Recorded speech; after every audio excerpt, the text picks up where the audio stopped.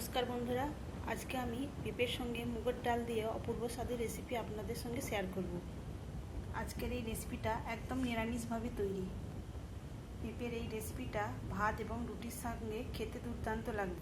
যারা পেঁপে খেতে পছন্দ করে না, এইভাবে যদি পেঁপেকে রান্না করে দেওয়া যায় তারাও কিন্তু চেয়ে খাবে। আশা করি বন্ধুরা আজকের এই পেঁপে নিরামিষ রেসিপি আপনাদের সবারই ভীষণই ভালো লাগবে।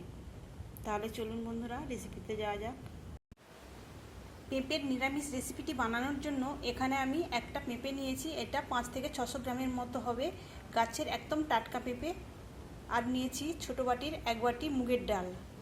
এখন এই মুগের ডালটাকে আমি 3 থেকে 4 বার জল পাল্টে পাল্টে ধুয়ে 30 মিনিটের জন্য ভিজিয়ে রাখবো। আর এই পেঁপেটার খোসা ছাড়িয়ে পরিষ্কার করে ধুয়ে নিয়ে একটা গ্রেটারের সাহায্যে গ্রেট করে নেব। এদিকে আমি পেঁপেটার খোসা ছাড়িয়ে পরিষ্কার করে ধুয়ে নিয়ে এইভাবে গ্রেট করে নিয়েছি। আর মুগের ডালটাকে আমি 30 মিনিট ভিজিয়ে রাখার পর দেখুন কত সুন্দরভাবে নরম হয়ে গেছে।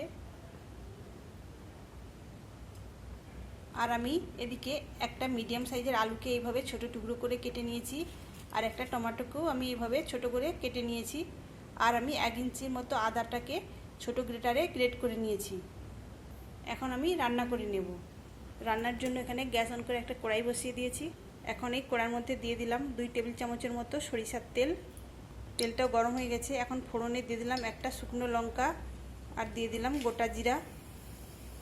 ফোড়নের জিরা আর লঙ্কাটাকে একটু ভেজে নেব।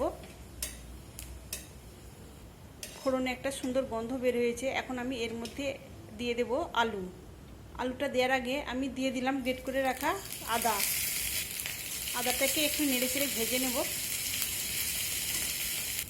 আদার কাঁচা গন্ধটা চলে যাওয়া পর্যন্ত এইভাবে নেড়েচেড়ে ভেজে নিতে হবে। এখানে আমি আদাটাকে প্রায় মিনিট খানেক ভেজে নিয়েছি। আর এখানে আদার কাঁচা গন্ধটাও চলে গেছে।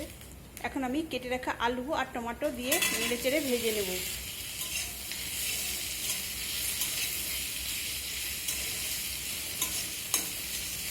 এখন আমি দিয়ে দিলাম সামান্য হলুদের গুঁড়ো। হলুদের গুঁড়োটা দেওয়ার পর আবারও আমি নেড়েচেড়ে সব কিছু ভেজে নেব। প্রায় মিনিট 3-4 আমি আলু আর টমেটো ভেজে নেওয়ার পর এর মধ্যে দিয়ে দিচ্ছি 1/2 চা চামচ জিরা গুঁড়ো, 1/2 চা চামচ ধনিয়া গুঁড়ো। এখন দিয়ে দিচ্ছি খুবই সামান্য লাল লঙ্কার গুঁড়ো। এই মশলাগুলো দেওয়ার পর আবারও আমি আলু আর টমেটোটা নেড়ে চেড়ে নেব। মশলার সঙ্গে আলু টমেটোটা নেড়ে চেড়ে নেওয়ার পর এখন আমি দিয়ে দেবো গ্রেট করে রাখা পেঁপেটা দেওয়ার পর আবারও আমি সব কিছু ভালো করে নেড়ে চেড়ে নেব।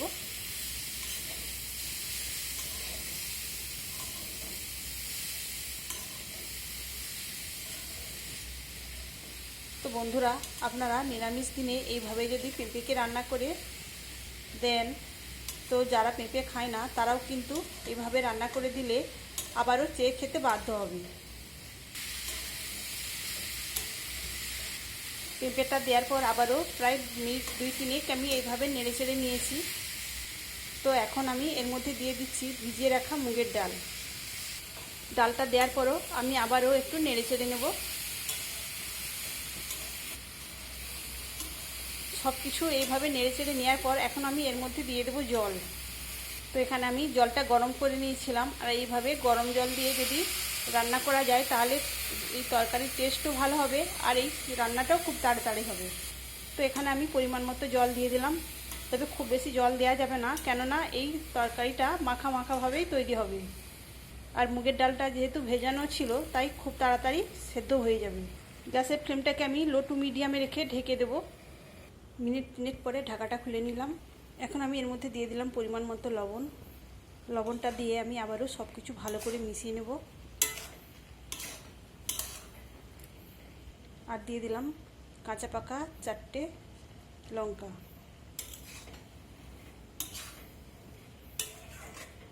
দিয়ে আবারও ঢেকে দিলাম। প্রায় 8 মিনিট পরে ঢাকাটা খুলে নিলাম। আর এখানে সব কিছু খুব সুন্দরভাবে সেদ্ধ হয়ে গেছে।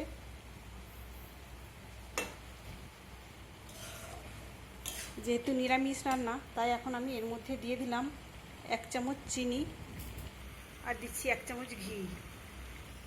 চিনি আর ঘিটে দেওয়ার পর আমি সব কিছু আবারও ভালো করে নেড়েচেড়ে মিশিয়ে নেব।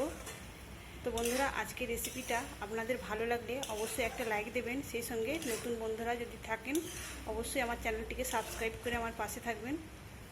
আর এইভাবে পেঁপের সঙ্গে মুগের ডাল দিয়ে যদি রান্না করা যায়, সেটা ভাত এবং রুটি সব কিছুর সঙ্গেই খেতে দুর্দান্ত লাগবে।